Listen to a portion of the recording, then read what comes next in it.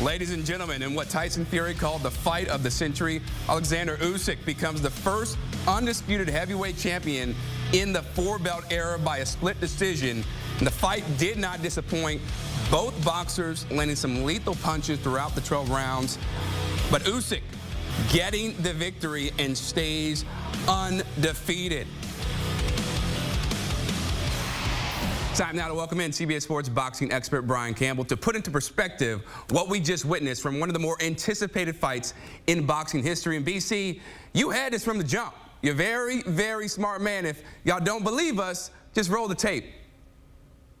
All he does is raise the level of his game when the lights are the brightest. We saw that in 2022 when he finished off back-to-back upsets of Anthony Joshua to take 3 of the 4 recognized heavyweight titles.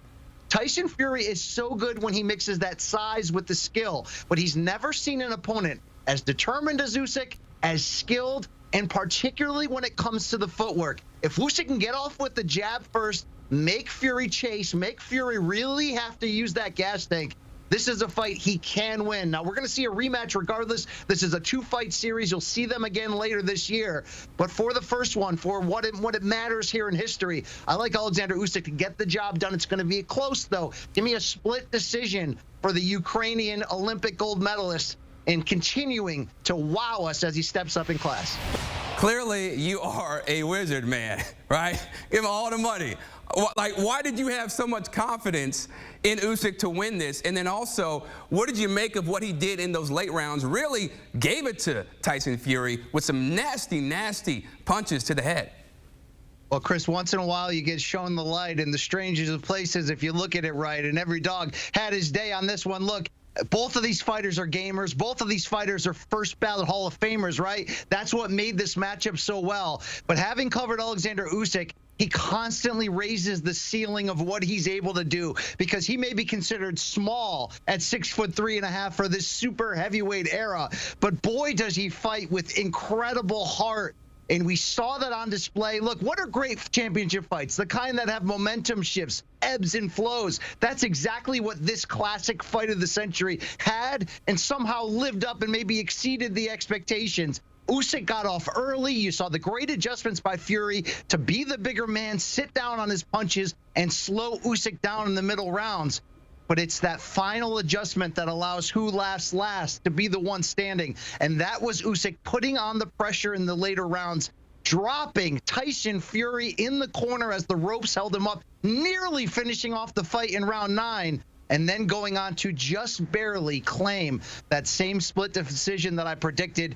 This is a legendary, all-time classic, living legend of a fighter in Oleksandr Usyk, an Olympic gold medalist, the first 4-belt undisputed cruiserweight champion, and now, today, one name, one face, atop one division leading the sport. Your undisputed heavyweight king is Usyk, and I'm humbled.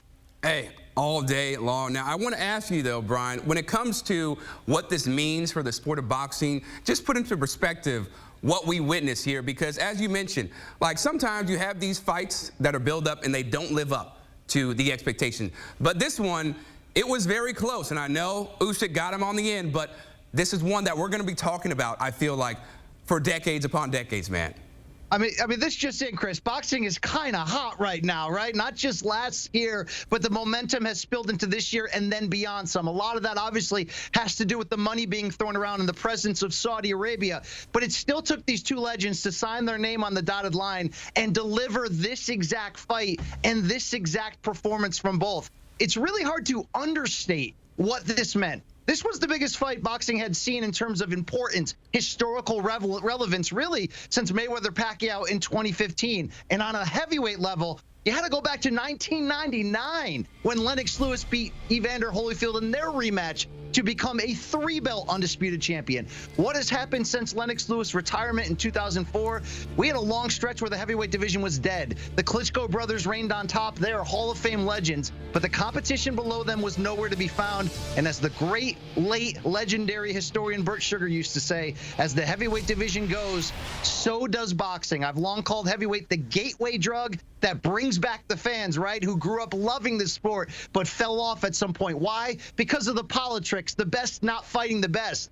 There's enough money around these days where the best are fighting the best. And when that happens, boxing is as good or better than every other sport when it's this important and when these performers put off that performance that they did.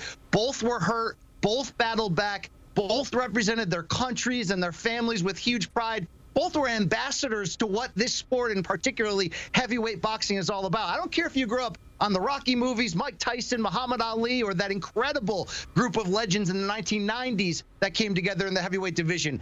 Heavyweight boxing is better. It just matters more. And this was about as good as it gets today. 100%. And when you look at the fact that this is going to be a two-fight series, and you know Tyson Fury is going to want to get his lick back, what exactly is next for him as he is in a new territory, right? Because he's never experienced a loss before. Sure.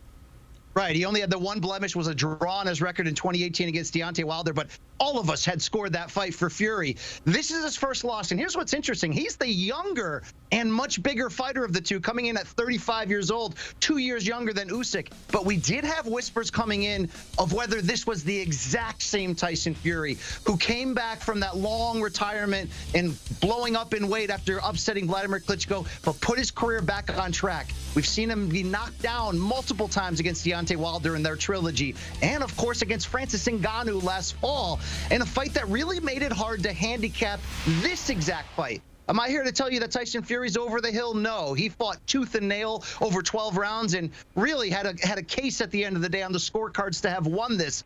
He'll be ready for the rematch. But I think what we learned here is even though Usyk's a little bit older, he doesn't have that same level of pro mileage on him. His defense is on par. And even when he's hurt, like he was in earlier in this fight, his ability to bite down and rally back is superhuman, super heavyweight size for a man much smaller. I think Fury will be just fine. He'll go back to the drawing board. And if there's any criticism of what he can learn from this first fight, is Usyk really pushed that pace and made Fury have to work harder than he normally does. That lowered his output. And when Fury's not throwing as many punches in these rounds, it's hard to give him that nod and that edge. I think in the rematch, you'll see Fury come in heavier, sitting down on his punches more, and really looking to maul Usyk in the corners, rather than this fight, which saw the smaller fighter backing up the 6'9" Fury repeatedly. Yeah, it's all about adjustments for the next fight. Now, when you look at Oleksandr Usyk, right, he's on top of the world right now. Everybody is chanting his name, his country, you name it.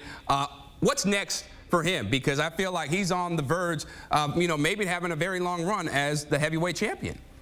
Well, at 37 years old, you don't get scared of that in the heavyweight division. Guys age later, right? And I mentioned he has less mileage as a pro than Fury because he had that long amateur career, won gold in the 2012 Olympics for Ukraine at heavyweight, and eventually turned pro at cruiserweight. What's next for him is certainly setting up the stage for this fall rematch, which feels all but automatic given that the fact that both fighters have the opportunity to cash in on it contractually on the paper in terms of this. But I hope for Usyk in the meantime, you're going to really find out what happens to become a star overnight. Boxing fans have known about Usyk for years. He's not a household name. This performance against that name on a stage this bright, that allows him not only a star turn commercially, but get this, he's not just the first four-belt heavyweight champion here in history.